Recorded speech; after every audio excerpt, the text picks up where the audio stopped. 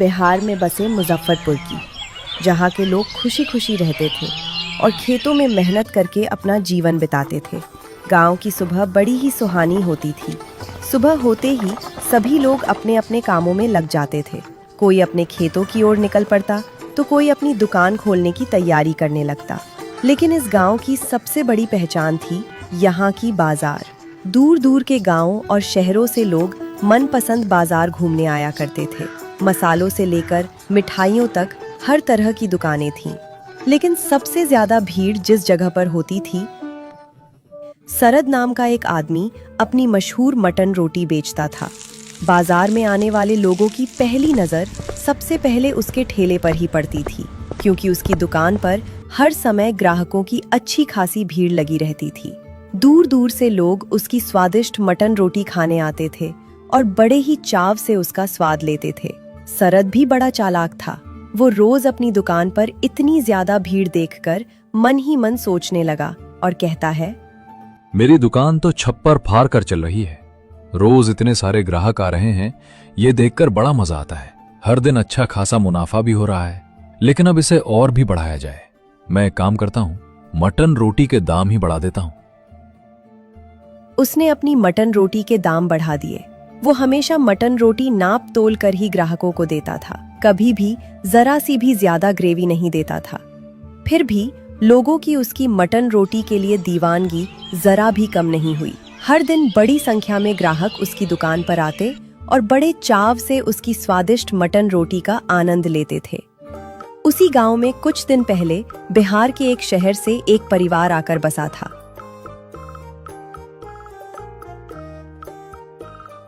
उसी गांव में सेठ धनीराम नाम के एक सेठ रहते थे, जो बहुत ही धनवान थे। उन्होंने ही उस परिवार को रहने के लिए अपना एक मकान किराए पर दिया था। उस परिवार में 2 लोग थे, जगन और उसकी पत्नी राधा। जगन पहले एक ट्रक ड्राइवर था, लेकिन जगन के हाथ में जादू था।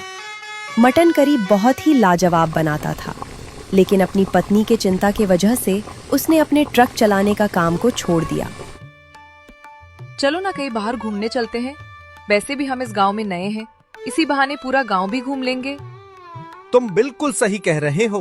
हम कहीं बाहर चलते हैं और गांव की किसी अच्छी सी जगह पर जाकर कुछ स्वादिष्ट खाकर भी आ जाएंगे।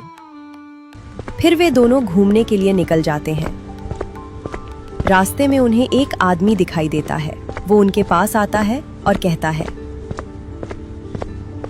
अरे, आप लोग तो गांव में नए लगते हैं। मैंने आपको पहले कभी नहीं देखा। हाँ भैया जी, हम हाल ही में इस गांव में आए हैं। शाम का समय था तो सोचा कहीं बाहर घूमने चलें, इसी बहाने गांव भी देख लेंगे। तो क्या आप लोग अभी तक गांव के मनपसंद बाजार में गए हैं या नहीं? ये कौन सी जगह है और कहां पर है? वहां तरह तरह के स्वादिष्ट पकवान मिलते हैं और वहां सरद के हाथ की मटन रोटी तो एकदम कमाल की है। उसका स्वाद चखकर आपको मजा ही आ जाएगा। यहां से बस सीधे चले जाइए, आपको खाऊ गली दिखाई दे जाएगी। वे दोनों भी बाजार पहुंच गए।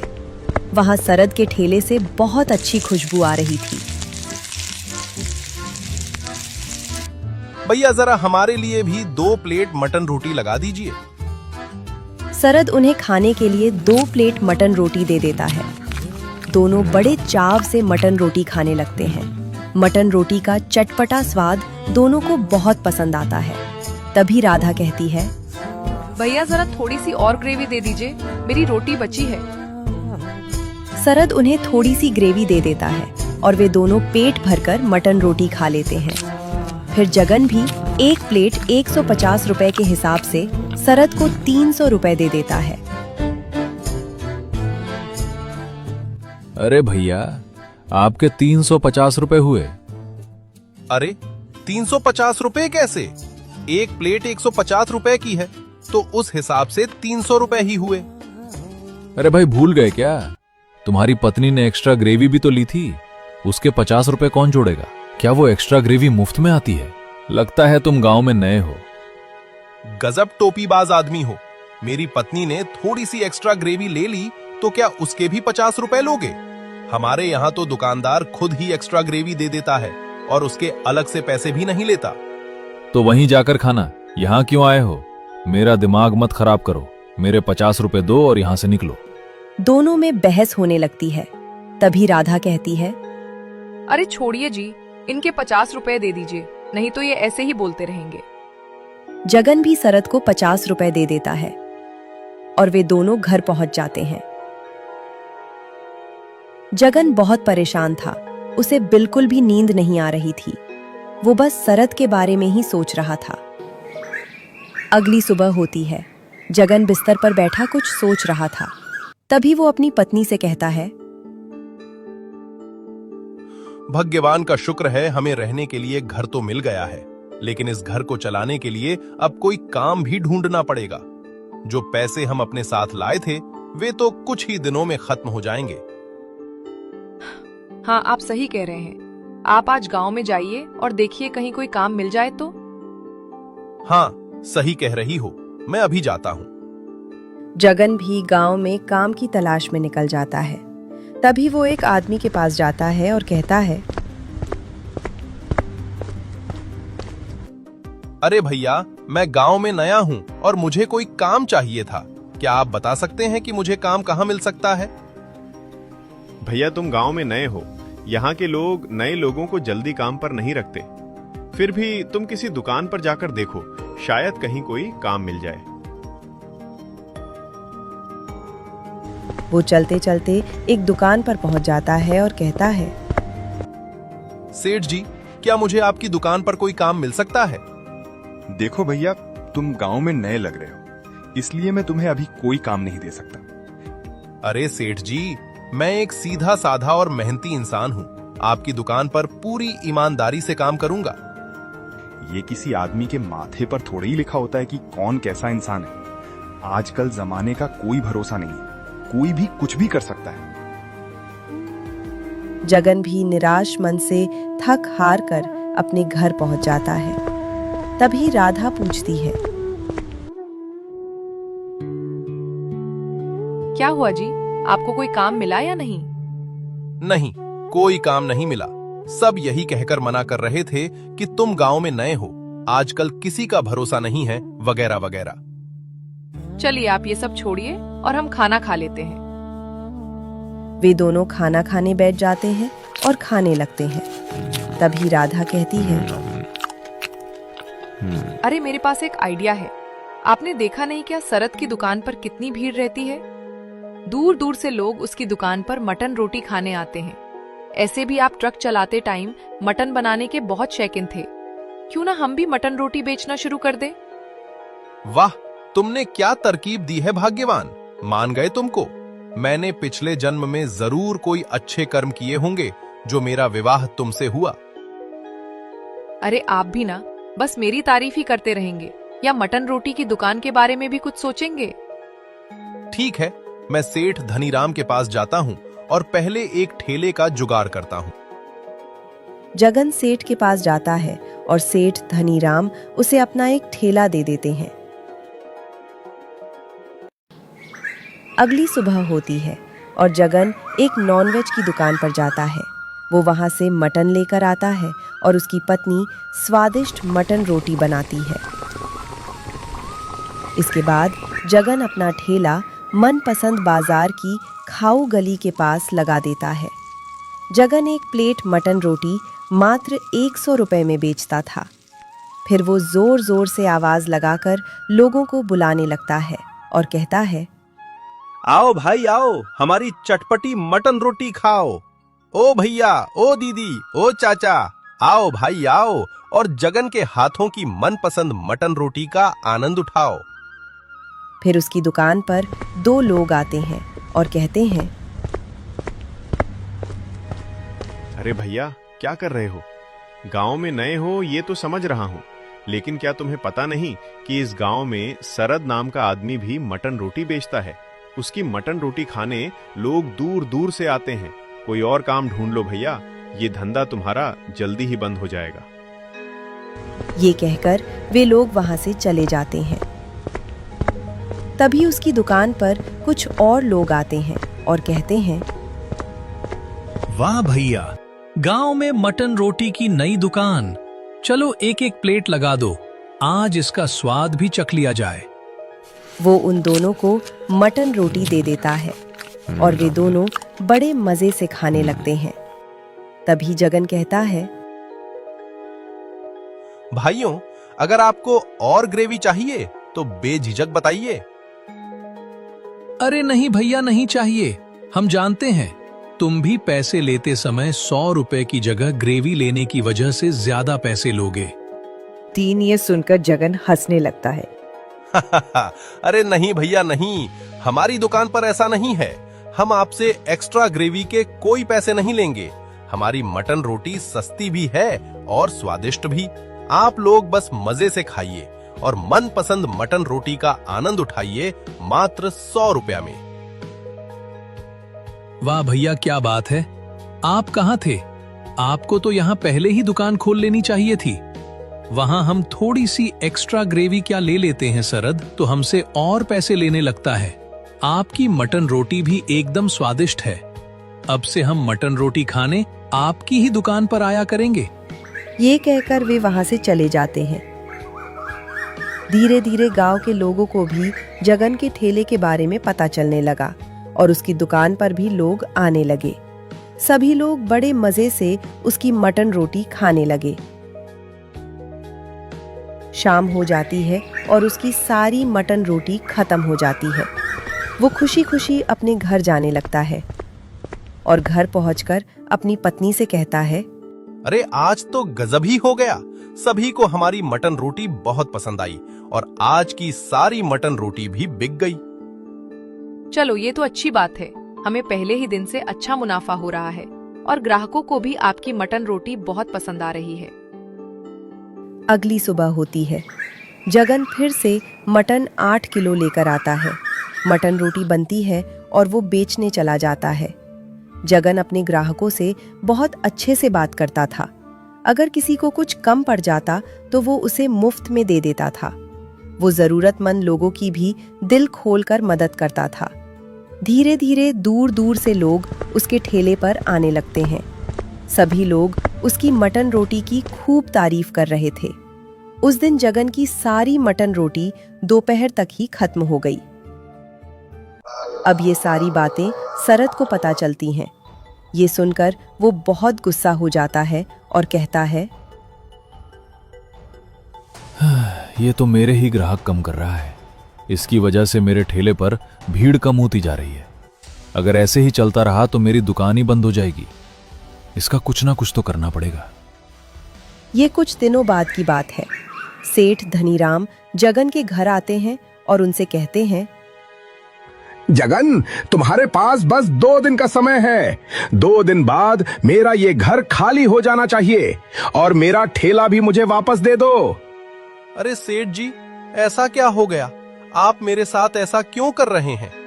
मैं तो हमेशा समय पर किराया देता हूँ। घर भी मैंने अच्छी तरह से संभाल कर रखा है। फिर आप अचानक से घर खाली करने के लिए क्यों कह रहे हैं? अब तो मेरा धंधा भी यहाँ अच्छा चलने लगा है। ऐसे में मैं अपनी पत्नी को लेकर कहाँ जाऊंगा? मैं वो सब कुछ नहीं जानता। मुझे बस मेरा घर खाली चाहिए और मेरा ठेला भी वापस दे दो। सेठ जी, कृपया करके ऐसा मत कीजिए। आप कहें तो मैं किराया बढ़ाकर दे दूंगा। जगन सेठ को बहुत मनाता है, लेकिन सेठ धनीराम उसकी एक नहीं सुनते और कहते हैं, मुझे कुछ दिनों में इस घर की जरूरत है। मैं यहाँ किराने की दुकान खोलने का सोच रहा हूँ, इसीलिए मुझे इस घर की मरम्मत करवानी है। जगन भी मजबूरी में घर खाली कर देता है। वे दोनों अपना सामान लेकर गलियों में भटक रहे थे, लेकिन उन्हें क्या पता था कि शरद तो इस सेठ का साला था। कुछ दिन पहले, अरे साले साहब, क्या हुआ? बहुत दिनों बाद आना हुआ। दुकान तो सही चल रही है ना? अरे क्या बताऊं जीजाजी, गांव में एक नया आदमी आया है। वो भी मेरे जैसा मटन और रोटी का दुकान खोल लिया है। मेरे से काम धाम में गांव वालों को खिला रहा है और उसकी की वजह से मेरा दुकान चलना बंद हो गया है। ऐसा कौन आ गया गांव में जो मेरे साले को परेशान कर रहा है? नाम बता जरा उसका।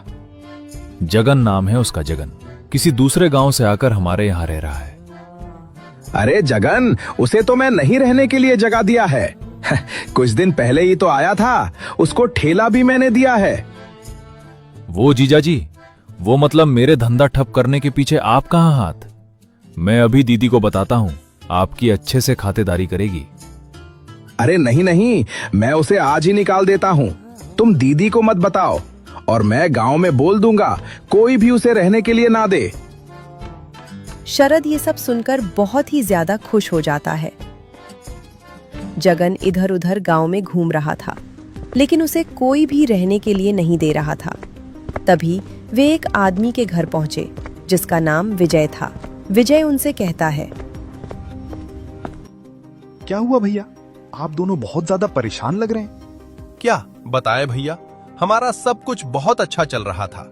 गांव में हमारी मटन रोटी की दुकान थी जो बहुत अच्छी चल रही थी, लेकिन सेठ धनीराम की वजह से सब कुछ खत्म हो गया। मुझे पूरी कहानी बताइए।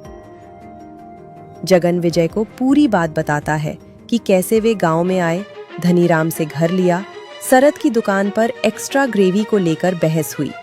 फिर उन्होंने खुद का मटन रोटी का काम शुरू किया और धनीराम ने उनका घर और ठेला छीन लिया।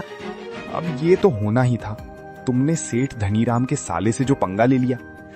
कौन सा साला? जो शरद है वही सेठ धनीराम का साला है। जगन को अब पूरी बात समझ में आ जाती है कि सेठ ने उसे घर से क्यों निकाला। तुम पहले आदमी नहीं हो जिसके साथ ऐसा हुआ है, और भी कई लोगों के साथ ऐसा हो चुका है।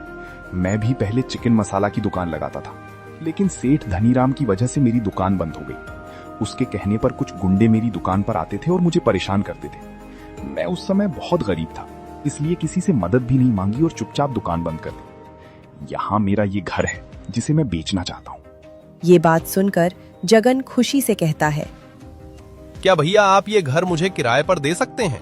जब तक आपको कोई खरीदार नहीं मिल जाता तब तक हम इसमें रह लेंगे।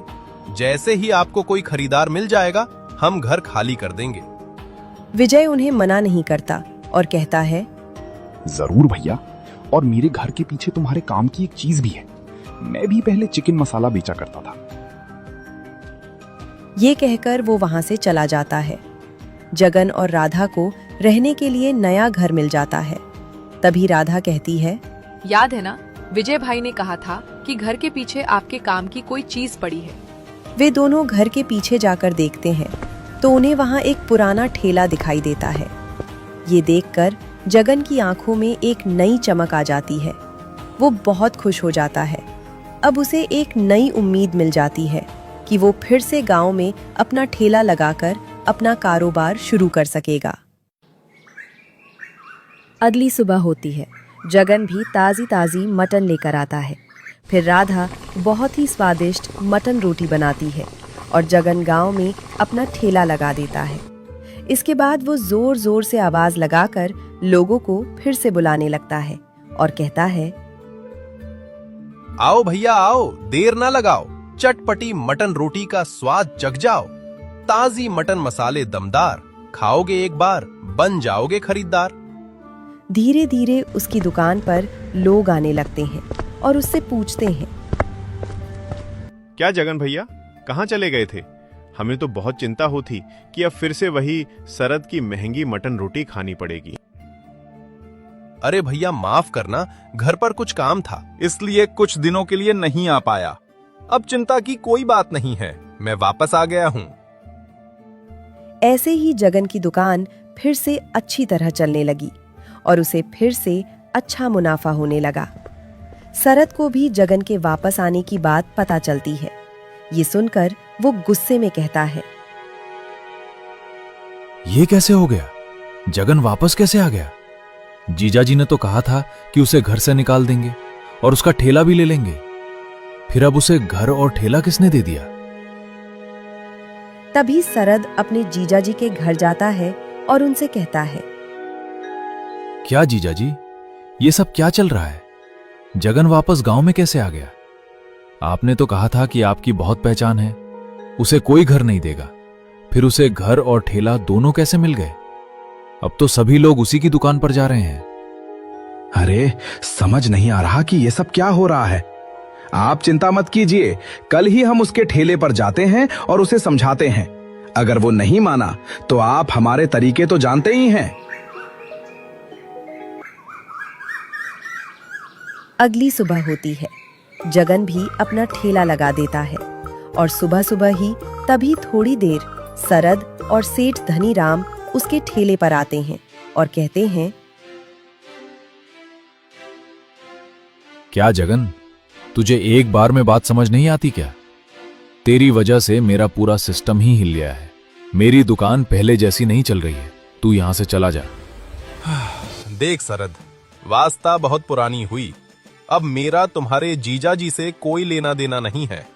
ना ही मैं अब उनके घर में रहता हूं और ना ही उनका ठेला इस्तेमाल कर रहा हूं। मैं यहां से कहीं नहीं जाने वाला। मैं रोज यहीं मटन रोटी बेचूंगा। तभी सेठ धनी भी कहते हैं, ठीक है बेटा, ठीक है, उड़ ले जितना उड़ना है। तेरे पर मैं बहुत जल्द काट दूंगा। अब बेटा तू तैयार रहना। अब तेरे साथ जो होगा उसका जिम्मेदार तू खुद ही होगा। दुकान तुम्हारी नहीं चल रही है और सजा मुझे दे रहे हो। मेरी दुकान बंद करवाकर और मेरा घर खाली करवाकर भी तुम्हें चैन नहीं मिला। वाह बेटे, मौज कर दिया आपने। सरद और सेठ धनीराम भी वहां से चले जाते हैं। ऐसे ही कुछ दिन बीतते हैं।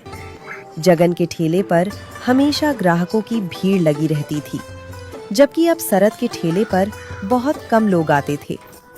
तभी एक दिन राधा अचानक गायब हो जाती है। जगन जब शाम को घर पहुंचता है तो वो देखता है कि राधा घर पर नहीं है। वो बहुत परेशान हो जाता है। जगन उसे हर जगह ढूंढता है, लेकिन उसका कोई पता ही नहीं चल रहा था। राधा कहाँ चली गई? वो तो बिना बताए कहीं नहीं जाती। मुझे पुलिस के पास चलना चाहिए। वे हमारी जरूर मदद करेंगे। जगन पुलिस के पास जाता है और उन्हें सारी बात बता देता है। तभी पुलिस वाला कहता है, आप चिंता मत कीजिए, हम आपकी पत्नी को जल्द ढूंढ निकालेंगे। आपको किसी पर शक है क्या? कुछ दिन पहले सरद और सेठ धनीराम मुझे मेरी दुकान बंद करने की धमकी देकर गए थे। मुझे शक है कि कहीं मेरी पत्नी का अपहरण भी उन्हीं लोगों ने तो नहीं किया। कृपया उन्हें पुलिस स्टेशन बुलाइए और उनसे इस बारे में पूछताछ कीजिए। हम सिर्फ आपके शक के आधार पर ऐसा कुछ नहीं कर सकते। उसके लिए पहले हमें कुछ सबूत चाहिए होंगे। एक काम कीजिए, आप घर जाइए और पहले की तरह ही सब कुछ सामान्य रखिए। रोज की तरह अपनी दुकान भी लगाइए। किसी को भी पता नहीं चलना चाहिए कि आप मेरे पास आए थे। जगन भी बहुत हिम्मत करके अपने चेहरे की उदासी और चिंता को छिपाकर अपनी दुकान लगा देता है। उसके ठेले पर काफी लोग आ रहे थे और सभी बड़े मजे से मटन रोटी खा रहे थे। लेकिन जगन मन ही मन राधा के बारे में ही सोच रहा था। शाम हो जाती है। तभी हमें दिखाई देता है कि सरद और सेठ धनीराम गांव के बाहर बनी एक सुनसान झोपड़ी की ओर जा रहे हैं। उनके पीछे पीछे पुलिस भी चुपचाप उनका पीछा कर रही थी। झोपड़ी के अंदर राधा बंधी हुई बैठी थी। ये सब पुलिस दरवाजे से देख लेती है। तभी पुलिस अंदर घुसती है और कहती है, आखिर मिल ही गए तुम लोग। जगन का शक बिल्कुल सही था। अब तक बहुत भाग लिए, अब थोड़ा जेल की हवा भी खा लो। तभी पुलिस के बुलाने पर वहां अपनी पत्नी राधा को सुरक्षित देखकर उसकी खुशी का ठिकाना नहीं रहता। तभी सरद हाथ जोड़कर माफी मांगते हुए कहता है, मुझे माफ कर दीजिए। मैं पैसों के लालच में अंधा हो गया था। जब मेरी दुकान पर लोगों का आना कम हो गया तो मुझसे बहुत बड़ी गलती हो गई। हमसे जलने वाले भी कमाल के हैं। खुद जलते हैं और बोलते हैं कि गर्मी है। मेरी पत्नी का तुमने अपहरण किया था, इसकी सजा तो अब पुलिस ही देगी। पुलिस सरद और सेठ धनीराम को जेल में डाल देती है। जगन पुलिस का धन्यवाद करता है। हमारी वीडियो यहीं पर खत्म होती है और आप चाहते हैं कि अगले वीडियो में आपका नाम इस्तेमाल हो तो प्लीज कमेंट में अपना एक प्यारा सा नाम लिख दीजिए।